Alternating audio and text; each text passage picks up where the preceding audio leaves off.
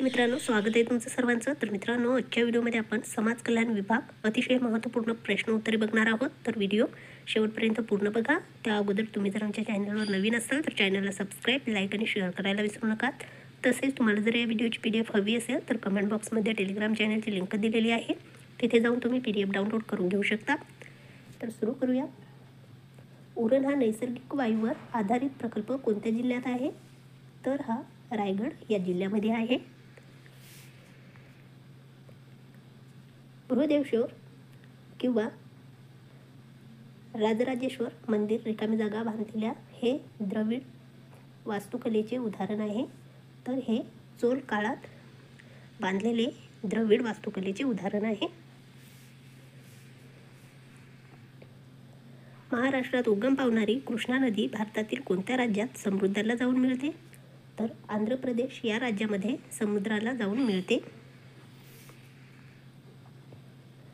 महाराष्ट्रात प्रदूषण नियंत्रण मंडळाची स्थापना कधी झाली? तर 7 सप्टेंबर 1970ला स्थापना झालेली आहे. 1840मध्ये मुंबईत मूर्तिपूजा आणि जातीव्यवस्थेशी लढा देण्याच्या उद्देशाने खालीलपैकी कोणत्या धार्मिक सुधारणेला सुरुवात झाली? तर परमहंस मंडळी या धार्मिक सुधारणेला सुरुवात झालेली आहे. 1816मध्ये कोणत्या कारामुळे इंग्रज नेपाळ युद्धाचा शेवट ब्रिटिशांच्या बाजूने झाला? तर सगोलीचा तह यामुळे झालेला आहे. खालीलपैकी कोणत्या प्रकारचे वाघ हे सुंदरबनमध्ये आढळत असून ते केवळ खारफुटीच्या जंगलात राहणाऱ्या वाघांची संख्या दर्शवतात? तर भारतीय वाघ, रॉयल बेंगाल. परिवर्ती निविष्ठी व्हेरिएबल इनपुटच्या प्रत्येक एकामागे मिळणाऱ्या निष्पादन आउटपुटला रिकामी जागा म्हणून ओळखले जाते. तर सरासरी उत्पादन म्हणून ओळखले जाते.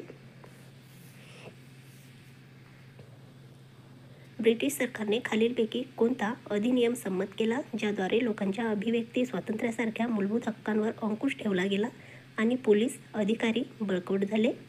तर रौलेट अधिनियम 1919 नुसार. भारतीय लेखापरीक्षण आणि लेखा विभागाचे प्रमुख कोण आहेत आणि ते भारताच्या लोकशाही व्यवस्थेतील प्रमुख मानले जातात? तर भारताचे नियंत्रक आणि महालेखा परीक्षक आहेत. वर्षातील कोणत्या महिन्यात संपूर्ण महाराष्ट्रात गडगडाटी वादळे येतात? तर एप्रिल व आणि मे महिन्यामध्ये येत असतात. भारतीय हिमालयाच्या पायथ्याशी असलेल्या मिश्र वनांत कोणत्या वृक्षांचे प्रमाण जास्त आहे? तर साल वृक्ष वनांचे प्रमाण जास्त आहे. भारतीय संविधानातील कोणता अनुच्छेद मूलभूत कर्तव्याशी संबंधित आहे? तर अनुच्छेद 51A हा मूलभूत कर्तव्याशी संबंधित आहे. महाराष्ट्रातील खालीलपैकी कोणत्या व्यक्तीने बंगालच्या फाळणी विरोधातील लढ्यांसाठी भारतीयांना एकत्र केले आणि स्वदेशी चळवळ सुरू करून परदेशी वस्तूवर बहिष्कार घातला? तर बाळ गंगाधर टिळक यांनी बहिष्कार घातलेला आहे. कोणत्या प्रकारचा परिवेग हा उत्पादनाचा स्तर कितीही असला तरी स्थिर राहतो? तर स्थिर परिव्यय हा स्तर.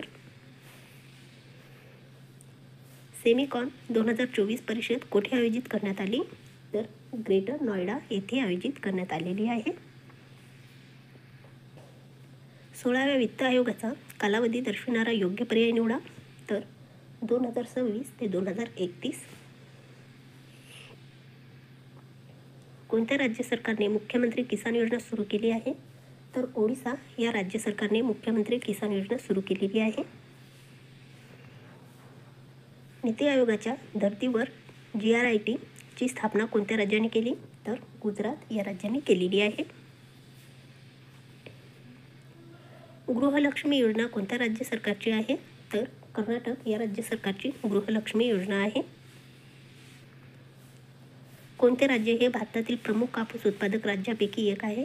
तर आपले महाराष्ट्र राज्य हे कापूस उत्पादन राज्यापैकी एक आहे.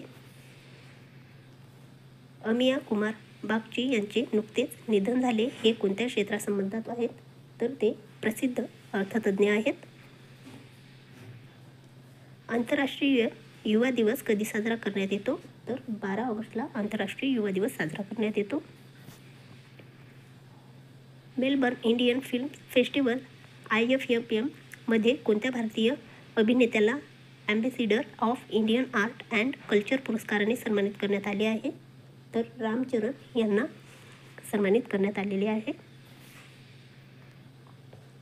नीती आयोगाने कोणत्या वर्षापर्यंत 500 अब्ज इलेक्ट्रॉनिक उत्पादनाचे लक्ष्य ठेवले आहे? तर 2030पर्यंत. तर मित्रांनो, तुम्हाला हा व्हिडिओ जर आवडला असेल तर आमच्या चॅनलला सबस्क्राईब करा, लाईक करा आणि आपल्या मित्रांबरोबर शेअर करा. तर भेटूया पुढच्या व्हिडिओमध्ये. धन्यवाद.